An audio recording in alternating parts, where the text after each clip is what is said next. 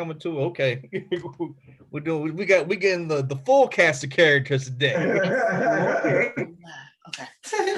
This is the Taylor family. How Okay. you doing, Crystal? Coming too. Okay. I don't think Hey, I y'all. can hear you. Getting the full cast. Yeah, my bad. My volume was low. Hey. Hey, Auntie, this is our guest today. Thanks for joining. This is Adrian. You're the sole proprietor of this, right? Yes, sir. This is of SoulVival. Oh, I love it. Oh, we got. You know what? This I'm loving the energy, but let's beer in. You know, as is customary. Adrian, you're the guest. And we starting early today. Come on now. It's 2:00. You mean on time? That boy said we rented to drink. Hey, you know, it's an unofficial holiday for alcoholics. And of course, people of Irish descent. But Oh, that could be the same. Sometimes it's the same. hey, man, I'm just trying not to get flagged. But so our guest today is Adrian from SoulVival Life. I'm gonna pass it to her while she beers in. So what you gotta do is, if you're drinking, you tell us what drink you're drinking, and then give us a little blurb about yourself as intro. Ooh, okay. And rate what you're drinking too. You got to rate it. That's of course. Okay, so I do not unfortunately have beer today It's because fine. I was intent on finding a Black-owned beer company without having for them to ship 6 cans for $50, $60 to me. So I opted for, I won't say this is the next best thing, but I have a stiff coffee. I'm going to rate it at 8 because I think I emptied out the rest of my rum in here and brandy. And some knots of cream. So I'm doing good. Wash that down with a little bit of water later on. But yeah, so my name is Adrian and I am with SoulVival Life. And we are an organization that is dedicated to Black self-sufficiency. So we do things like skill sharing, community skill sharing, training as it relates to things under outdoor skills. So whether that be camping, hiking, kayaking. We also do emergency preparedness. So preparing for any type of emergencies, like do you have what you need, primitive survival skills, and homesteading. So yeah, we do everything from activities together, from farming to firearms to canning to camping. You name it, we try to do it. Love it. That's fantastic. Wow. Grandpa, you want a beer in? Tell us what you got today. Well, I got the usual. That good old Detroit Dirty Blonde. That's a favorite. It needs no introduction there, you know, because I think I had it last week, yeah, and it's a good beer. Detroit produces a good beer. That's all I can say. All right. Well, what you rate it? Well, you know, last week I think I rated it a 5.75 start, and you know, and it moves up to about a 6, you know. It must be colder today. And that's a good beer. Okay. Yeah. Grandpa don't be giving nobody no 6s or 7s. Grandpa was just like, Head just on drink. and everything. Yeah, that means he love it. A six means he love it. Okay, 6 is good. So if I find him a 7 or 8, then I might. It's impossible. Impossible? I'm on a It's mission. got to come in a dirty broken glass if it's gonna be a 7, all right. It's impossible. Yeah, I believe it when I hear it. I don't know. What about you, Auntie? What you got today? Today I have Mine Shaft Gap. It's a barley wine. Okay. Yeah. Mine So Shaft this from Revolution here in Chicago. ABV is 12.4. So let's get it going. But Adrian, I also have, I'm sort of two-fisted. I'm finishing my coffee with some rum chata in it. So, you know, got a little things going on. Well, three-fisted because I also have my water. So because it's a barley wine, I'm hopeful it's gonna be at least a 7.5. Let's see about this this pour, see how pretty. Oh, it's pretty. Oh. Okay. Ooh. I got some liquor in it. 12 point something, I guess. 12.4. It's gonna be a good one. So me and Chris normally have the same beer, but we got different ones today. I got another one from Revolution Brewing. So this is from their Deep Wood series. So Chris got one from their Deep Wood series. This is another one. This is called a Straight Jacket Barley Wine. It is 15 point, Oh, dang it. yeah, 15.8. 15. Yeah, I got my Cheated glasses myself. on, I'm blind. 15.8%. Ooh. Yeah, so this gonna be like a liquor drink. I was gonna say, is that even beer at that point? Yeah. I'm And for looking anybody who's forward to it. curious, we pour it heavy to, you know, I know like we used to be taught to pour it on an angle so you don't have the head, but you, nephew, hush up. You want the head. You want the head. Because you want the Let's be head clear. because it releases the gas in the glass as opposed to releasing the gas in your belly. See, Adrian about to be get the family status. She laughing at my jokes already. Oh my goodness! But That looks you know, great. I had to sneak on out the house real quick to grab one of these from the bar. Got Oh, me my a goodness. what they call an Irish margarita. So Oh Oh my. my goodness. Okay. Oh, it's gonna be an interesting show, huh? What you rating yours, Fred? Smells like an 8 to me. This smells like liquor.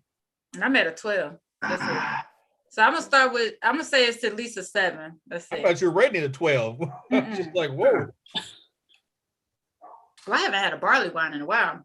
yeah, me neither. I'm gonna stick with a 7 for now. It's a little, I wish I had a little more mouthfeel, but I like it. I like it. I'm gonna Wow, write this that is one down. delicious. That's delicious. Yes. Dang. It's not That even is really strong good. like you think it would be. Mm. What was that, like caramel? What does that taste? Mhm. You I'm gotta telling you- excuse us, Adrian. Sometimes we don't have home manners. We just over here just I'm snacking. I'll I'm tell writing you right- down. I'm I'll tell taking you notes. right now. I'll tell you right now. I'm at this is a 36. That's how many inches I am away from the floor right now.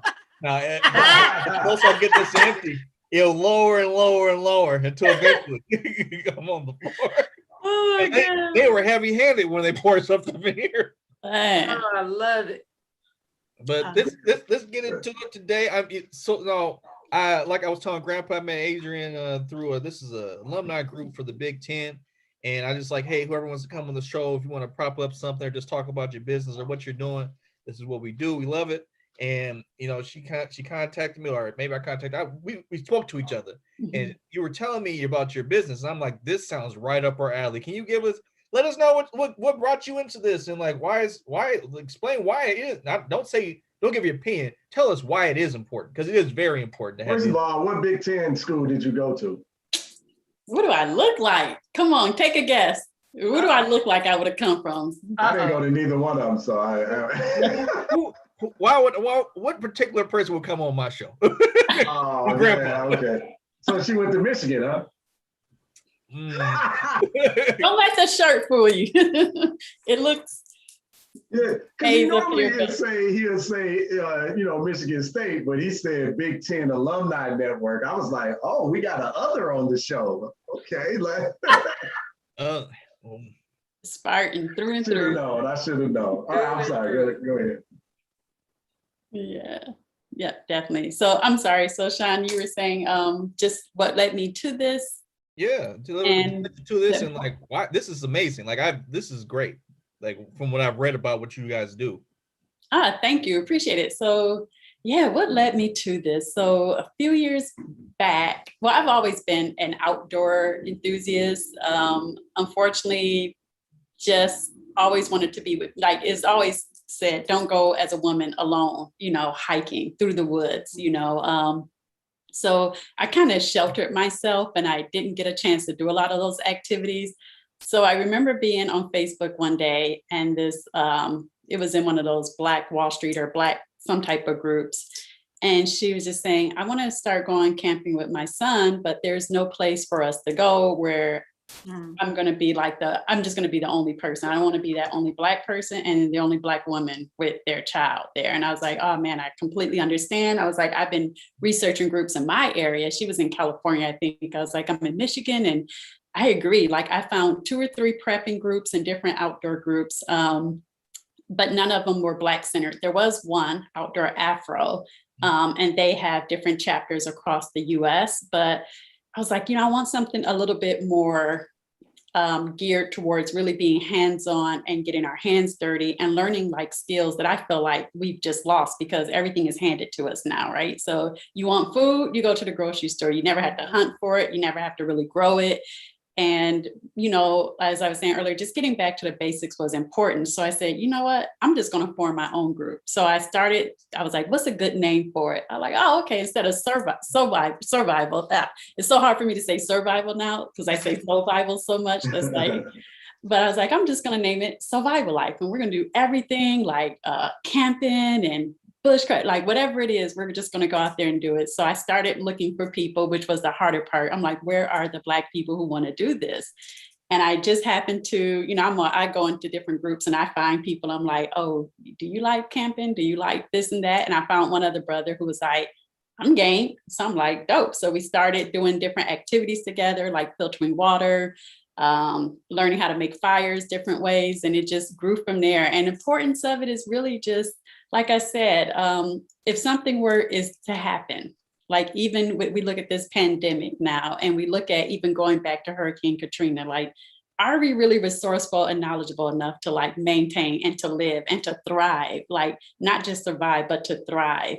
And even beyond that, not just in a survival mindset, but like, how beautiful is it to like work your own land, to see you plant the seed and to pick your own food and to be able to feed yourself off of that, to be able to make, if you got to make clothing, if you got to defend yourself, you know, everybody thinks, okay, I got a gun, I should be good enough. But you know how many instances where just having a gun is not going to protect you? Like if they're close proximity to you, can you draw very quickly? Can you make a decision on when not to draw versus you probably be better off with hand combat? Like just a lot of those things we were just entertaining. So that's what the group is intended to do, is just reset us back to like my grandmother.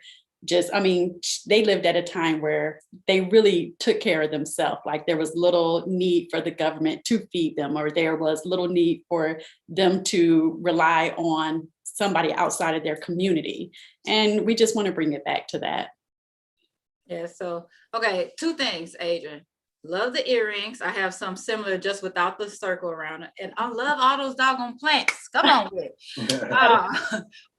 Girl. It's a jungle in here. I have so that's my little thing is, I think I have over 100 plants, house plants. My goodness. Oh, I love it. And I've been collecting them for that room smells like spiritual healing. I bet you just breathe so well up in there. But when you were talking about, you know, how our elders knew how to live off the land and stuff like that. We just don't live that way. So with everything that happened the last couple of months with Texas and people being out of water and food and all of that, I have a client, she's actually in Mississippi and they lost water. They didn't have water, but she's so old school. She was like, babe, I got water. She had been collecting big old buckets of water for the longest. Rainwater. Rainwater. Not just rainwater, regular water. So she had water that they could use to cook with and to brush their teeth with. Then she had water just so that they could pour it down the toilet. Like she said, flush the commode, you know, and she stored it. She had some stored at her home, her mom's home. She said her brother called her like, man, we can't even flush. So she's like, go out in the garage. It's all these gallons of and not gallons, I mean like huge things of water. And she actually posted a picture. I think, Fred, if you look in one of the groups, she posted a picture. She had just been collecting them for so long for those reasons, you know, and they know once a storm hits, they automatically fill up the tub. That's the water we're going to use. So it's just, the stuff that I learned from her just in this last month, I was like, wow, I would have never thought that, because I didn't have to have that. Like, did I grow up when our electricity, water and stuff went out? Sure, but it just still wasn't, it was still like, oh, this is a one-time thing. I knew how to boil water when things happen, you know, like if we lost power, but I mean, hot water, but it was just interesting to hear her strategies with that. So I'm like, we need to start collecting water and grab some tanks, because you just never know. You do. So true. So true. And, you know, it's funny because like, whenever I tell more wisdom, elder people, they're like, oh, y'all call it a name, prepping. That's all everyday living for us. Like, that's just how they lived, right? And that's how they got by. Like, they knew how to ration. Like, they didn't have to learn how to go days without electricity at times. Like, I mean, they were just prepared for everything. And so they passed that down. My mom and dad, of course, you can't help, but a lot of those things get passed down generation. But as we come to our generation, I just think about how far we removed my kids. My kids are 16 and 19. Like they've not had to go, like they don't know the stories, you know, they don't know about my grandma washing out every single thing to reuse it and saving everything and repurposing everything because, I mean, they don't feel like they have a need to. Because we raised them differently. I grew up trying to figure out, was that really butter or was that leftover greens or green beans? Because we have stuff in the country crock pot. I mean, the container, like you never knew what was in what. But here, we have all, for real. The boys It was would be always like, what are you doing? It was a scavenger hunt. You throw that up, mama, you're supposed to recycle that. What are you doing? Like for real. But now in my house, we got all the containers. I got all types of Tupperware. So it's never a guess. But that used to be the funniest thing where you thought it was some leftover dressing or something and it's really damn butter. You like, butter? Black people been repurposing stuff forever. Forever. Like, everybody got that bag in the kitchen that's full of old grocery bags, just in case you need a bag. It could also be a hat if it's raining. You never know. Definitely a trash bag. Pops know about that life. Depending on how trifling you are, it could also be a suitcase. So. Can be. But Dad always been gardening and growing food and all that. Talk about that, Pops. Was that something that Grandma and Granddad was into? How did you get into gardening and all that? No, that's just like my father was from the old school. He used to love the garden, you know. He brought it from the South. He come up here too about 1922. So he was pretty well educated in how to grow stuff. And ever since I was a kid, he used to always have a garden. We'd go somewhere. At one particular time, this was years back in the 30s, Ford Motor Company used to provide land for people who wanted to garden, you know. Really? And if anybody's familiar with Detroit, anything that was part of North of 8 Mile Road, you know, was a lot of vacant land, you know, and people used to do a lot of gardening there. And every year my father would have a big garden. He loved gardening. So I might have got a little bit from him. Well, all of it probably. I was gonna say, what you mean a little bit, Mr. Fried green tomatoes and peppers and everything else? Yeah. Yeah, back at the time though, you know, fried green tomato was a meal, you know, wasn't no extra. You know what, Pop, I gotta say. Fill up that empty spot back in the 30s, you know. Fried green tomatoes. I thank you for teaching your baby and him teaching me because I used to kill all the plants, all of them. I've killed many succulents, many. How do you kill? That's not supposed to die. Don't ask questions, nephew. Just know that it happened. But for some reason, my plants are just growing. See, Adrian, you've inspired me. I need to go get some more because I just repotted my babies. I got 4 babies in the living room that I've been growing. My cousins are out there? Huh? My cousins are out there? Yeah, they out there. What's funny is when I talk to the plants, they get mad at me because I'm like, oh, these my favorite babies. They like, we standing right here. I'm like, whatever. I'm talking to That's the thing that people who grow a lot of plants do. Like my friend Ralph, who's he has recently got into like planting like a bunch of stuff around his house. Like he has a bunch of like money trees and stuff like that. I have one. Like, his name is Cash. And like the dude be like he posted on like on Instagram and stuff like, you know, got my real kids, you know, get them watered and sun. And I'm just like, I thought he was just joking, but apparently people who be planting stuff in their house for real be talking plants like they family. Oh, on mornings when it's sunny. Oh, let me go ahead. Yeah, Pops. I was looking at Adrian's plants there. Mine need some help. You know, I ain't got that green thumb no more. How do you keep those plants looking so pretty?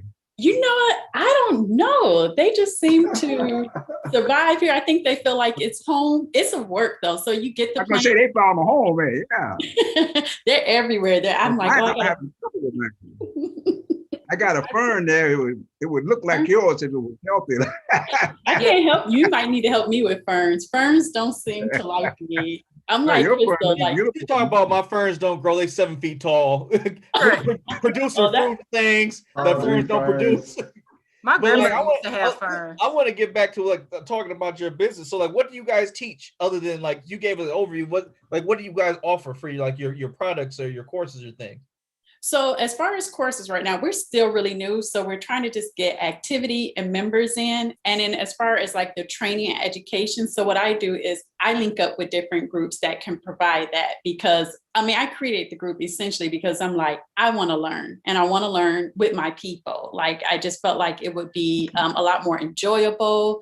And I felt like I wanted to do something that would directly impact myself and my community of who I'm trying to help. So me going in, I'm just like, okay, guys, I don't know anything about, so if we got dropped off on an island, I wouldn't live. Like, I probably would make it a day or so just off of, I don't know, maybe 2 days. But as far as like doing those things, I don't know how to do it. So I thought, let's just get together. Let's practice these things as a group. So what I do is I go out and I find people who can help with different activities. So as far as like firearms, I joined Black Bottom Gun Club, which is the Detroit chapter of NAGA. So through them, I get all of my firearm training. And then I found a Black instructor for elite archery. His name is Eric Tomlinson, and I actually joined his archery team, which today, every Wednesday, we go out and we shoot our compound bow. It's a group of ladies from Detroit, all Black women. And he's trying to get us in competitions right now to compete. And like, we're newbies, but he's like, you'll figure it out along the way. I got you guys. But so he will do instructions. I can set up events with him and say, hey, there's people who want to learn how to do archery. We have people who do hunting, so we try to set up events. So I just pretty much link people to the resources, and then I host the activities and somebody does the instruction. Nice. Oh, that sounds amazing. Like, I could definitely tell Auntie's interested in. Uncle Pooh Bear is like, if I gotta pull a bolt string back to get my food, I don't know if it's gonna happen. It is so interesting that we're having this conversation, because I promised this morning, I was thinking like, oh, if you drop me anywhere, we gonna make it. I can build stuff, I can kill stuff, I can cook stuff. Like, we gonna get it cracking. We'll go get it cracked. So it's a shame. I did well, nothing. I'm gonna leave it alone. But let's just say, well, I have the roughest hands in my house, and I'm the only lady. See, but and that, I think too, a lot of people are like, for the record, I don't feel attacked. You don't feel attacked? Not at all. Not in the slightest. Look how he extends his pinky when he picks up that.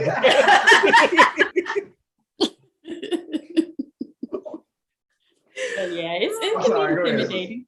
It could be intimidating. There's been times where me and a member went out and we like throw out the activity, like, hey guys, we're gonna be filtering water. We're just gonna pull water from some unknown creek and drink it. And like, nobody shows up. Like, okay, I get it. Nobody wants to drink dirty water. I would love to learn how to fish. Oh, I'm sorry. I was gonna say, if stuff hits the fan, like, aside, like, you can mess around and find a way to kill an animal to get some food or find some bears or something. Water filtration, like, that's just a basic skill you should know to have to exist. You right. And you need to know, like, right, that's important, because like water, you can only go, 3 days without 3 days without water. So, and even probably before then, you're going to start feeling the effects of it. You're going to be lazy, too tired to get up and then go find the water, dizzy, passing out. So like, that window, you have to get water is the most important thing. And then depending on the climate outside, shelter might be more important than water. If it's super cold outside, you better figure out a way to make some shelter to keep yourself warm. So one thing that we don't like I try to stay away from are the doomsday preppers. You guys know them. They're like, oh, I'm going to bunker down in the earth somewhere, like build an underground cave. And I got food stocked for like years down there, and the zombie apocalypse is coming. So like, people sometimes make the idea of prepping scary, or they also look like the lunatics, right? Like the conspiracy theory people. But we want to make it more fun. Like, hey, why not learn how to, if you have to fish, get your own fish. Like, you're not going to just pick it up and learn it in a day. You're going to, by the time you figure out how to start a fire or how to filter water, it's just not going to come naturally. And the last thing you want to do is drink bad water. It's a wrap at that point. So we try to do it more so in a fun, loving type of environment, which it always has been. We've had people just drop in on a camp like, hey, my name is such and such, and we're camping with you. And we've been like, solids ever since, so it's definitely a good community to learn and to make mistakes with. I mean, because we definitely make some mistakes. We've been on some camping sessions where we didn't know the weather, or we didn't think that we would have bad weather, and we got hit with I think we camped out and it was 30 something degrees. It was nice and warm and that temperature dropped, but thankfully we were all prepared for it. So we're Take your clothes off and sleep on top of them. So on a scale of 1 to 10, how if someone once you guys get everything was moving, that you said you guys are starting out, would you say a person after taking that course, in your grand scheme of things, would be able to survive a full episode of Naked and Afraid? Or would they be able to take 21 days out someplace and just kill it? Oh, I think that's a lifelong skill. Definitely not something that you're gonna just take. I'm just gonna attend a couple of events. And it's funny, I've had somebody reach out to me on my Instagram, and I think they reach out to anybody if they see you outdoors in a picture or camping. They're like, "Hey, do you want to be on the show?" And my first question is, first, are you naked and afraid? Because if so, I'm not interested. Why do I got to be? I'm already afraid. Do I have to be naked and afraid? So I just usually them people be on there, be every once in a while there be this legit survivalists who who are rocking, but then there's some people who be I camp outside 3 times a year. I should be able to do this, and then by hour 3, they're I can't do this no more. Can't do it. So Pops, do you know what Naked and Afraid is? Have you heard of Naked and Afraid? Pops. Yeah. Have you heard of the show Naked and Afraid? No, I haven't. So what it is that they take people and drop them in the middle of nowhere for 3 weeks, right? Isn't it 3 weeks? 21 days. And that's a TV program. Yes, sir. It's a survivalist show. Yeah, I've seen something like that. Yeah. Yeah, so that's what she's talking about, how they drop them off, take off all the clothes, and they have to learn how to survive. Not us, though. Not us. She said she's not doing it. No. But what I will say is that, it's a process for all of us. So we have everybody has their different thing that they specialize with in the group. And so we have someone who's an herbalist. She goes by the name of Earthseed Detroit. She has some amazing medicinal elixirs and products. And she'll often take us on hikes, and she'll have us identify plants. And okay, this plant, if you get, bit or stung, you can use this plant on you, this plantain plant. Oh, if you see this plant here, you can actually eat it. It's good for this. This is good for respiratory. So we start to learn. So it's one of those things where you have to do it a lot of times before you really gain that information and know how to utilize it. And then when you really think about survival, it's a really broad, big thing to tackle. And I always say one person usually doesn't have every single skill set. You might find one person who does, but for the most part, if you do it in a community, I know I have someone who's an herbalist, a couple of those. I have people who are dynamic farmers, gardeners. In Detroit, there's tons of Black urban farms.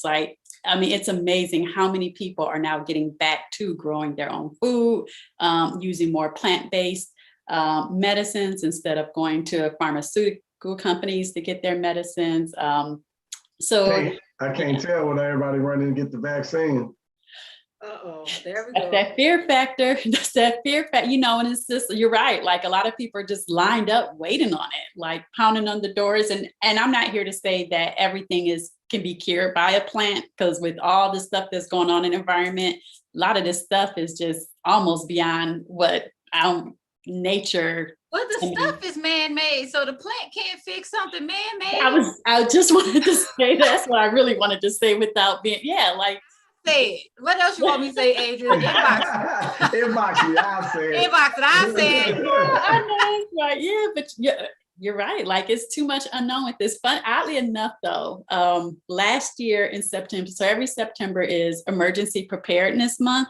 And so even the government tells you, fend for yourself, but they give you, I think, just 3 days, 72 hours. Oh, that sounds like that mayor down in Texas. It just took off, right? So he's like, y'all okay, no heat. It's horrible that no matter what location that you're in, you have to have some type of preparedness mechanisms in place. Like, even if it's something that doesn't happen often, I wonder how many people in Texas now is going to say, you know what, I'm going to get some stuff just to heat the house, just in case this ever happens again. You know, like some people just feel like things are flukes. Oh, we just had a bad year and it'll never happen again. Like, how many people learned from, unfortunately, Hurricane Katrina, or just a lot of, in Detroit, remember we had that blackout, that huge blackout. What was it, back in 2002 or so? 2001, 2002? I think I was 14.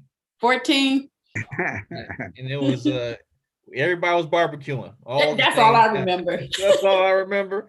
I remember that, and I was just like, dang, because it was one of those things. It was kind of like how when COVID happened, in my mind as a little kid, I'm like, oh, this is only gonna last like a day. They'll get this fixed. And like a week went by, nothing happened.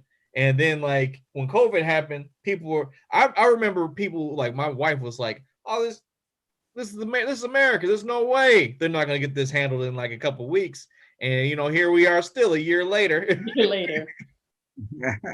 Mm-hmm. A year later. Oh, go ahead, Bob. My granddaughter, I just contributed in Detroit, her and a bunch of other students going to have some urban farming or urban gardening all over the city, and they're not for the profit, but they're going to grow this food, and the people that want it can get it. You know, and I thought that was a beautiful idea of community. You know, take all that vacant land, and they got a real good project going on. You know, so I thought that was wonderful. You know. I love that. Yeah, Mr. Taylor, it's a lot of people that's now more so growing, especially when I notice Black people are more so growing to give the food back to the community. It's a beautiful, beautiful initiative, beautiful effort. I actually volunteer. I spend my summers. People are like, what do you do for fun? Oh yeah, I go farm at D-Town Farm. So I spend my weekends helping them out, planting, pulling up weeds, and a lot of stuff like that. And I learned a lot just from being on there. It's a very open and loving community. But yeah, definitely. I have to find out where where the ladies are, because if I know there's a place that take volunteers for farming, I'm there. I think Joshua. Yes. You know, maybe you should have Lexi on. I invite Lexi on. I gotta get on her schedule. Okay, yeah, because she's the one, really deep into that community stuff with the gardening and things. Ooh, I thought it was great. Yeah, at least connect them too. Yeah, please. Yeah. You know what? Let me see if I can do some shirt. Yeah, please do. Because right now, y'all, and all this volunteer and giving food away talk is killing my inner capitalist. It's like, yeah, we are definitely trying to destroy that.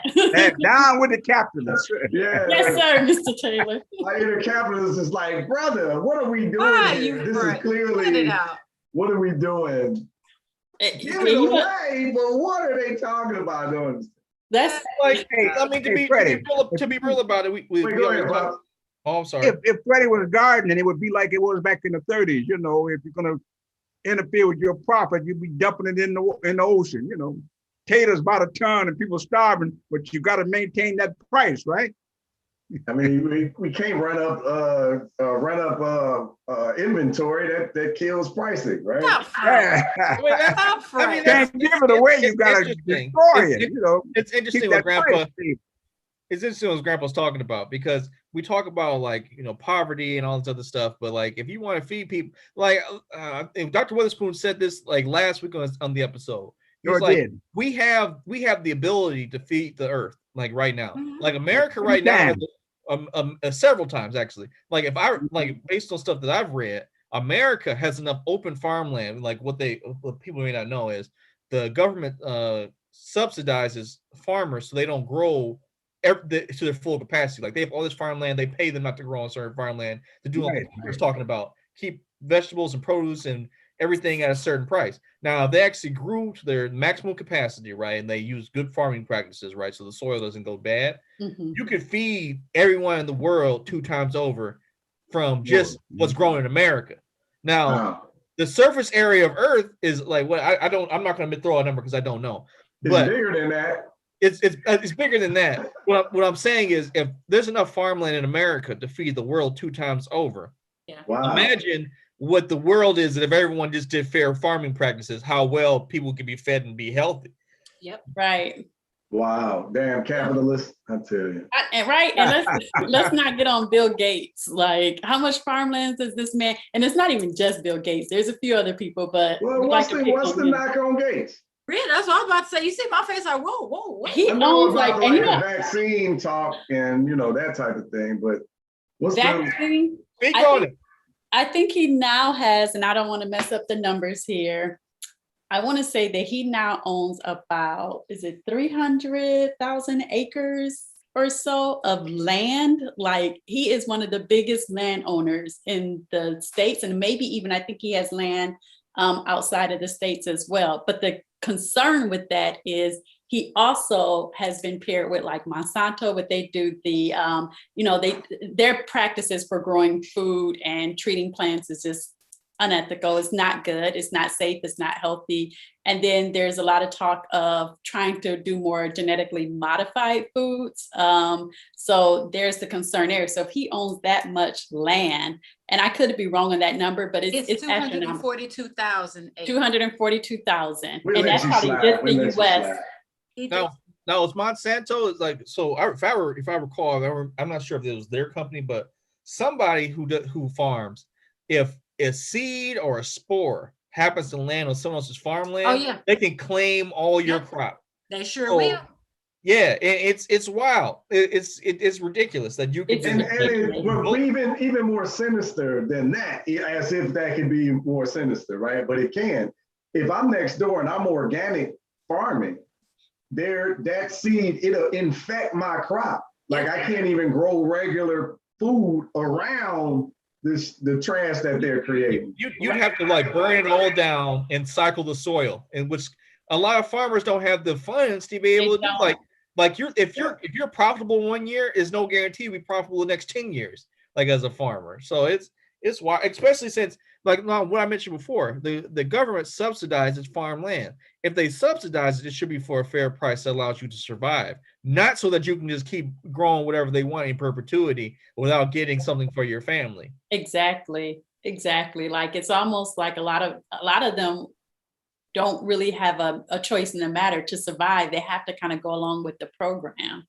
And it's just unfortunate, so yeah. And then we look at land ownership for Black people and how right now the Black people used to have so much land. And now I think what they say, 80% or 90% of it, no longer is in the hands of Black people anymore. So that land was either taken from them, unfairly taken from them, or a lot of land just wasn't passed down, because we've always got the short end of the stick when it comes to farming. Like, there was that story where those Black farmers were sold bad seeds. I think that lawsuit still might be going on. I don't know what the outcome was, but they were given seeds that a lot of their crops didn't come up.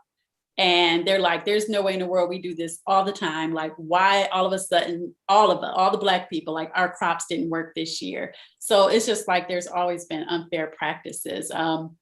So definitely, I think us getting back to back to the basics of growing, learning about soil. That's what I'm working on right now. Like, I just want to be able to, from the beginning, from seed, before seed, all the way to harvesting, all the way to canning. I know Mr. Taylor probably familiar with the canning. Like, back in the day, they canned, they had it, I think I was referencing that last week. I was talking about back in the day, especially back in the 30s, they used to, the Black community had a habit of, in the fall of the year, they canned tomatoes and make jelly. I mean, for the winter, every year it was a regular program going on, amongst Black community. That's what that mason jar, when you see people, they'd have a ton of mason jars around the house, And it's funny, Mr. Taylor, because that was during the pandemic. Do you know that mason jars were all gone? People panicked when they considered seeds to be non-essential. So some places were like, nope, you don't need that. Like, if it's not important. And then a lot of seed companies sold out. People did panic during this, right around March, even before March. I just look back, and again, oddly enough, I think September, whatever that September was, so that would have been September 2019, I did a prepped up challenge in September. So I had a list of every week, this is what you collect. You do 1 week was this many canned foods, and then you base it off the number of family members. And then I talked about like rotating food and just like the importance of making sure that you're getting whatever your dietary needs. So we had this at the end of the 4 weeks, we would show off like, how did you collect it? How are you storing it? And so we were set. So when the pandemic hit and those shelves were empty and people were like, couldn't get in the stores panicking, we was just chilling like, okay, what you doing? And then people calling me, Adrian, hi, how you doing? You okay out there? Yeah, I bet you happy. I'm like, what do you mean? Like, because y'all into that prep and stuff. I know y'all be waiting for that, like situations like this. I'm like, nobody wants this. Like, because even though you feel prepared, you're never fully prepared. But I had medicines stocked up. I had food, water. When it crashed, we just looked back and was like, wow, like how nice was it that we did it as a group and did our prep. So we had food, more than enough food, and toilet paper, which who would have thought that was going to be the thing that drove everybody crazy. But now, when you're speaking about the prepping and things, or just I'm just going to change to preparedness. Like you got to be prepared. So when you're talking about growing and things like that, like is it based on like how big you have like a space in your like front yard, backyard? Can you like if there's like say you're in an apartment, like where are things you can do? Like I don't want to throw out your because this is in a class, so you don't want to say that's fine. No, but like oh, okay. Good question. No, good question, because you're right. Everybody has different space allotment. Now, I live in a subdivision, which I cannot wait to sell this house and be out of here. It's just like the compound where they tell you everything. Everybody's, can she see this? No. She sees us. She just trying to be funny acting. You see us, Alice. Hey, how you doing? Hey, y'all okay? Yeah, we're good. Yes.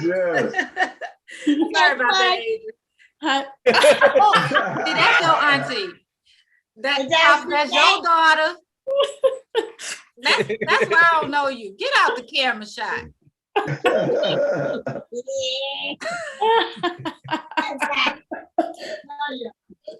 Oh, hey, how you part of the family? Hey, cousin. Oh, I love it. I love it. That's your baby who did that. That's your baby. You were saying about out the subdivision, all that. Yeah. So you knowing your area where you can grow at. Like they don't like my garden beds in the back, so I have to do raised garden beds because to the left and to the right of me, they put chemicals on there, and I'm the neighbor everybody hates. I have like plant weeds growing all up in the front of my yard, and but I don't want to put pesticides or anything down there that is going to get into my food. So I do raised garden beds. But if you're in smaller areas, like you said, apartment, there's still ways that you can grow. You may not be able to grow a lot, but we have people that have little balconies and they were able to do vertical gardening. So having the garden go upwards, so they're not taking up space across. You can still do tomatoes in containers. There's container gardening. A lot of people opt for that because it's a lot easier. You don't have to pull the weeds like you would. So there's still some options and some clever ways to grow if you're in a small space. You can still grow something. And it's also good to meet up with people. I always say, like, get a network. And even within our network, we do bartering. So we were like, you guys, again, down with the capitalism. We're like, instead of go out and buy stuff, let's just trade with each other. Yeah. So it's times where I'm like, oh, I got some seeds that you couldn't find. And I need some, cloth napkins. Like one of my things was to get rid of using paper napkins because I'm just like trying to be less wasteful with water and items. And so somebody needed some seeds. I had them. They couldn't find them. So I was like, I'll trade you this for that. The herbalist, she will trade her medicine sometimes for equipment and items that she needs. So you just got to find a community of people. So if somebody grows peppers, somebody grows tomatoes, you come together. I'm gonna need you to make a list of this stuff of these people so we can like blast it when we finally finish rendering the show. Because I'm gonna definitely hit up this herbalist. I hate taking like medicine. Like I'm all about taking herbs and. But let me get this straight. Nobody is exchanging currency and marking the prices up.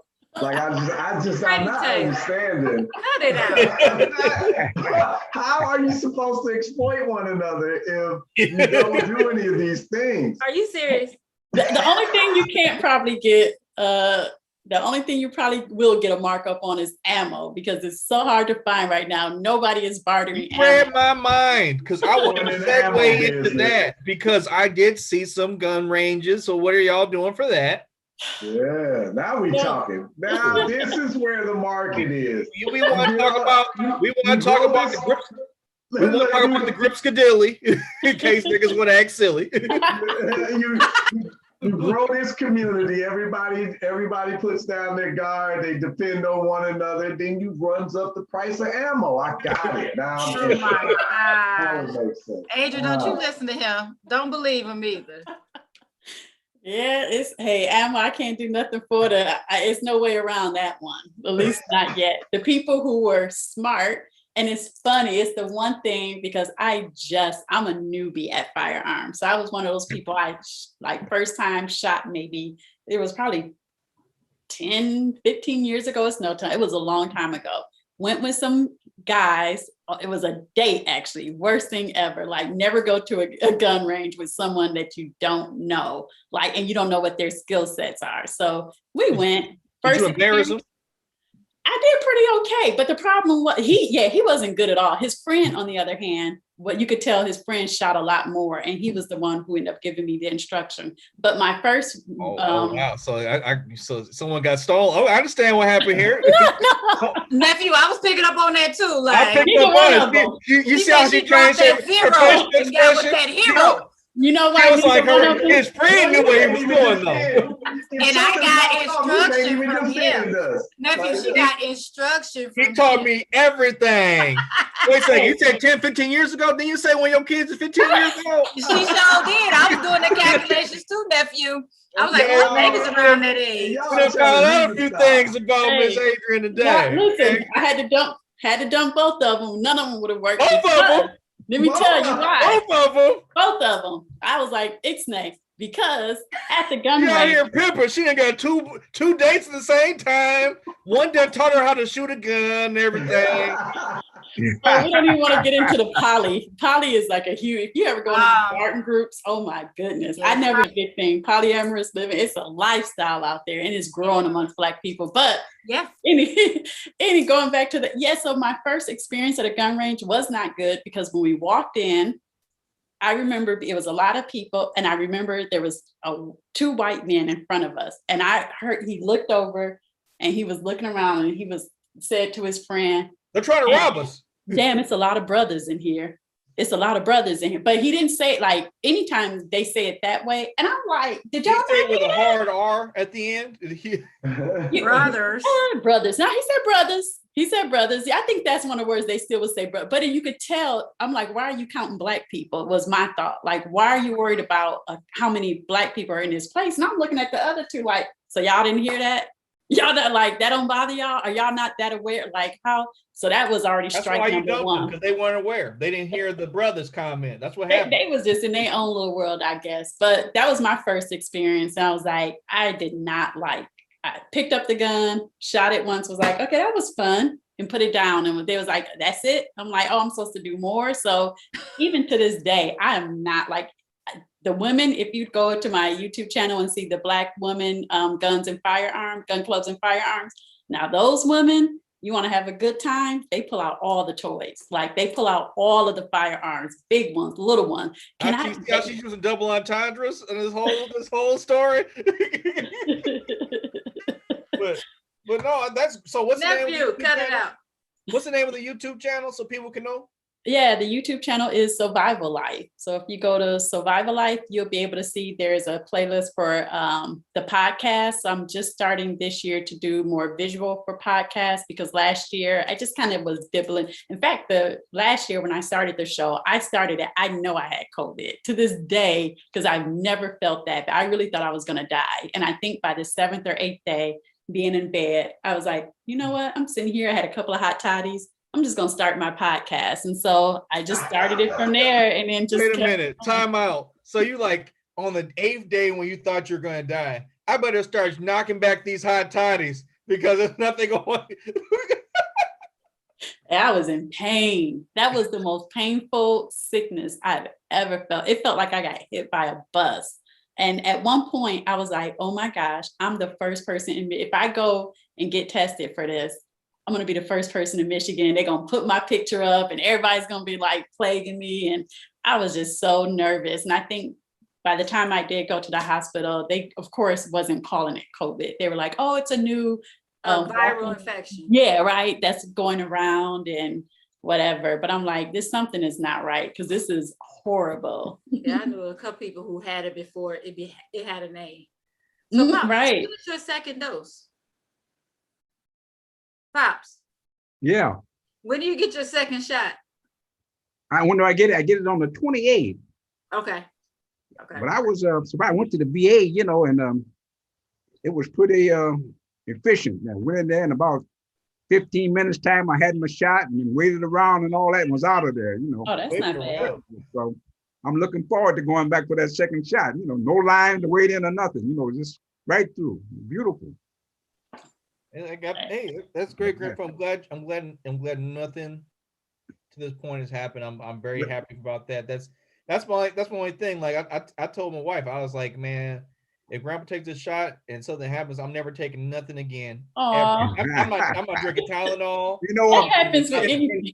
In reference to what Adrian just spoke of, I was at the gym, gymnasium there, you know, or I guess you call it gym. Yeah, well, you exercise and stuff. But anyway, one of the guy was there. He was go to Kroger's, but he was bypassing the Kroger's, you know. So I asked him, why are you bypassing the Kroger? And he happened to mention what Adrian said, too many brothers there. What? Wow. He go out the way because there were too many brothers, you know. I said, oh, well. They think it. They may not say it out loud sometimes. Well, he said out loud. He said, that's why he don't go there, too many brothers, you know. Wow. Hey, not surprised. Well, go and burn your extra gas then, because right. That is so foolish. No, but I you know, this is like I said, I wanted to bring Adrian on. This is, man, I'm telling you, I'm excited. Like we're gonna have to try a few of these classes out. Well, you know, definitely. I will let you guys know. I'll share with you. So I know last year, everything came to a halt. We couldn't do any of our camping trips. We do a big camping trip up in Idlewild, Michigan. You guys are familiar with Idlewild. Mm-hmm. Mr. Taylor's probably familiar with Idlewild. I don't know if you went up there. Only place we had was Idlewild. I love. Did you visit up there often? No, my friends did.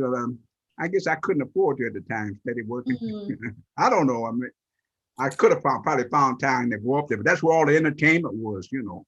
All the black entertainers would be up there at Idlewild. And it was booming, you know. Early 50s, 51, 52. Definitely. We got to get you up there. Said they were going to try to bring it back, you know. I don't know, you know, but that was just a rumor I heard that they were. Actually, you're plugged in. Mr. Taylor knows all the people connections. That's true. They are actually revitalizing Idlewild. They are? They are. Yep. We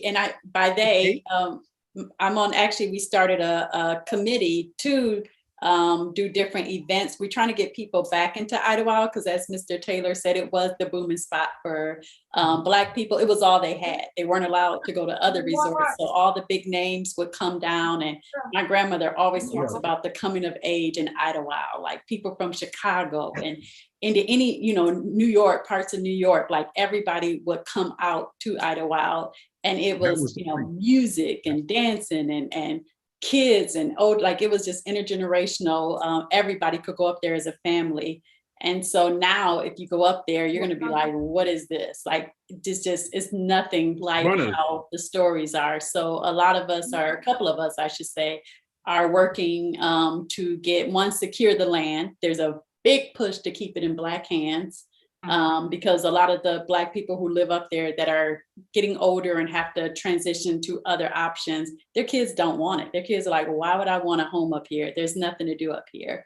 So trying to keep Idlewild in the hands of Black people and to restore it so that it is a place for people to go up there in the summer and do recreational, stay up there, go fishing, parties, just pretty much anything that you could do just to get away from the city.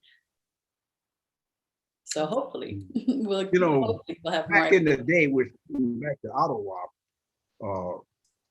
Detroit's Black Bottom, and they had stores like the Frolic, the Flame, the Garfield Lounge, the Paradise Theater, where all the black entertainment went there. They had the Gotham Hotel. That was the only place they could stay. So Idlewild was pretty big. They came from all over, because that was our place, where we could, be ourselves, I guess you might say that. But anyway, Idlewild was big. It was big in the day, because you take like in the days of the Paradise Theater, you could go and see Sammy Davis, Sarah Vaughan, Duke Ellington, all of them, this was before the crossover, 75 cents or $1, you can go see every one of the entertainers, They'd be on, they'd be 4 or 5 known name entertainers on a particular, show. And it was every week, somebody different. So got to see all the entertainment.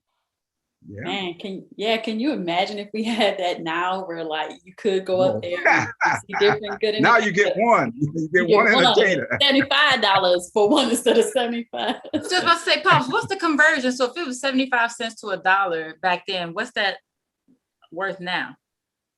Well, I'm assuming that the thing now is probably about 10 times more.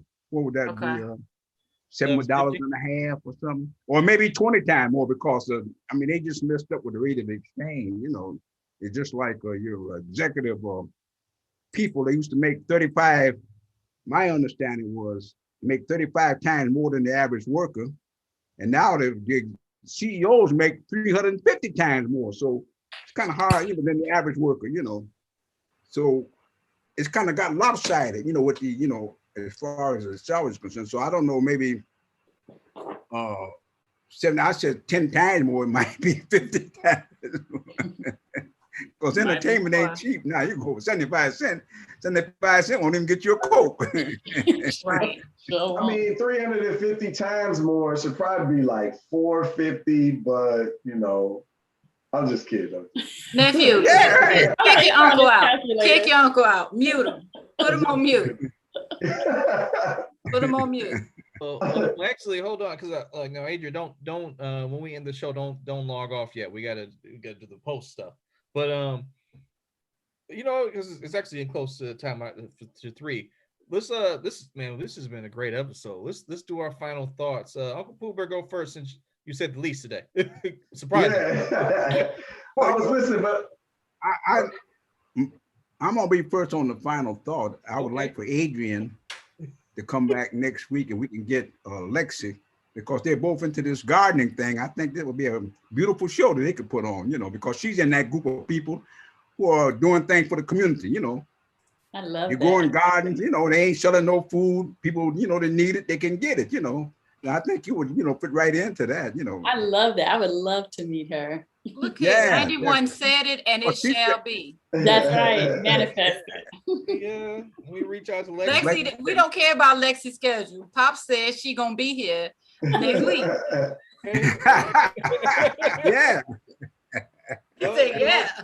You gotta ask I Adrian. think she really She enjoyed it. got a life. Look here, nephew. What do you not understand? That 91 has spoken. 91 has spoken. Period. Yeah. Hey. If I can, I'll be run here. that race, man. You know what? Amazon is making a fortune off of me. Because every time they got something I think they're gonna help me run again, I buy it. I got a list of stuff they said browsing that you done bought. I said, well, I must have bought up Amazon. I didn't sit here on the computer, and order something. I said, I got to get away from that. Sound like your son. Say that again. Sounds like your son. Oh, he in Amazon too? All day. Give you a final Yeah. thought. I just bought a knee brace. Today brought it, and yesterday they bought me another one. I found this one with the ice. I found out the ice can really heal that patella, or make it feel better. The patella tendon. And so I'm trying everything, because I'm gonna prove to y'all that I'm gonna run.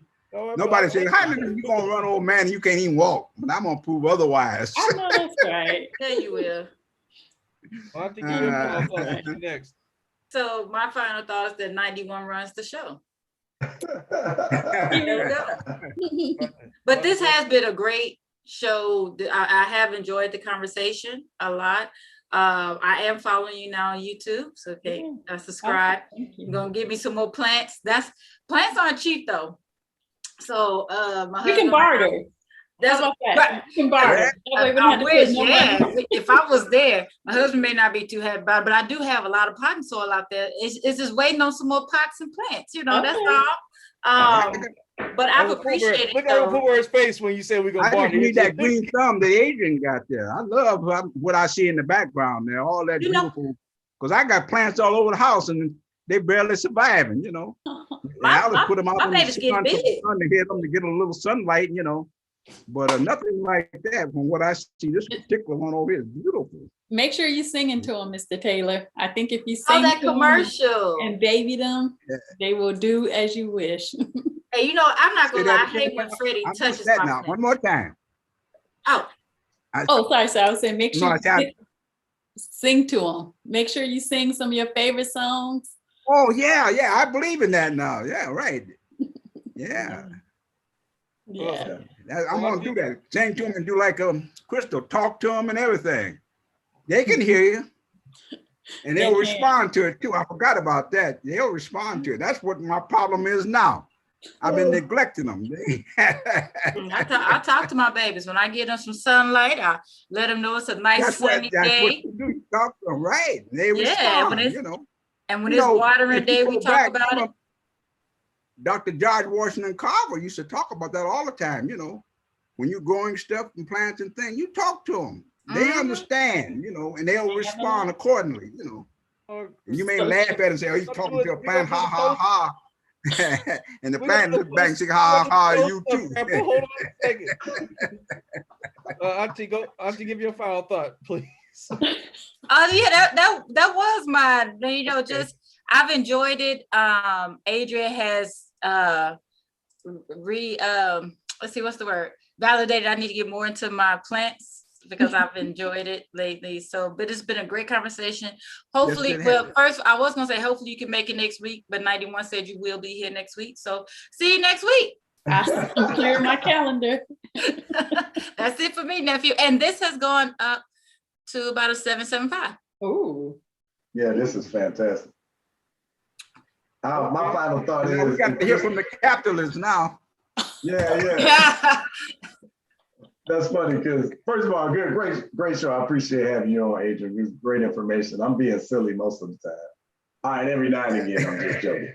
All right, I tell the truth through humor. But I'll say, hey Chris, if you want to get all them plants, man, good luck because I plan on traveling. So plants are like animals. You got our little one likes to take care of plants. He could do it. Are we leaving the kids? Okay. Oh. All right. Well, so somebody's saying behind. I don't know because I'm like, I don't know about getting them plants. Like, I got somebody who would babysit the plants. I know somebody who would babysit the plants. There you go. Yeah. So I don't know. I guess we go. But no, I love the show because the conversation needs to be had, right? We're just too dependent on other people and other systems. So I love the self-sufficiency model. I'm a Garveyite, so I believe we better be doing for self. If we don't, we're in trouble, right? And don't seem like we listening as a bunch, but I'll say that for next week's discussion, maybe. But yeah, no, since I love what you're doing, I think that's pretty dope. I would say you got to do some classes. You need to do some online training so that you can make some money while we can't be together. Save it for the post show. We can't drop the gems. The whole show.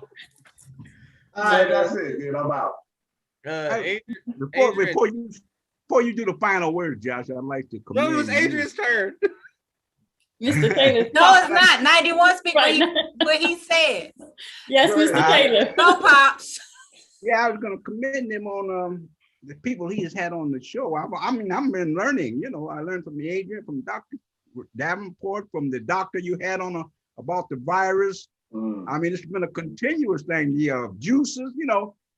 I mean, it's been real educational, and you've been selecting some people, you know, I thought to fit right into what the Black community needed, you know. it's been beautiful, you know. So keep it up. That's all I can say. I know. Yes. Keep up the good work. Hats out to the nephew.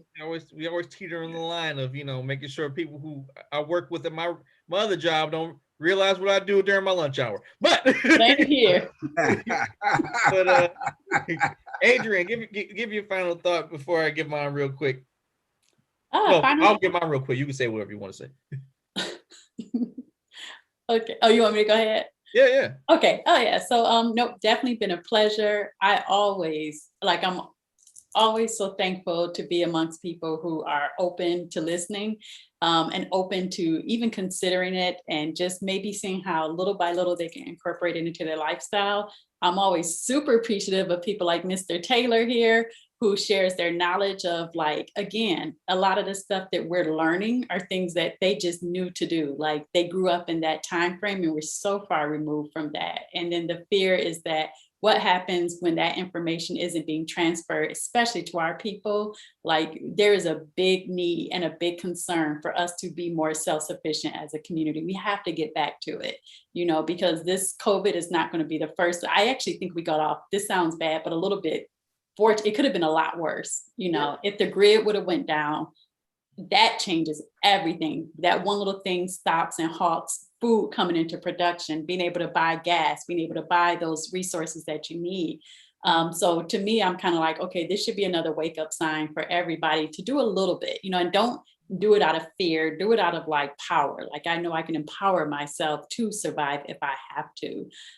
So I'm just thankful for the people like Mr. Taylor, like my grandmother, my mom, and my dad, who passed down, you know, of how to make do with what you have. So I'm appreciative of that. And I'm hoping I have a lot to learn.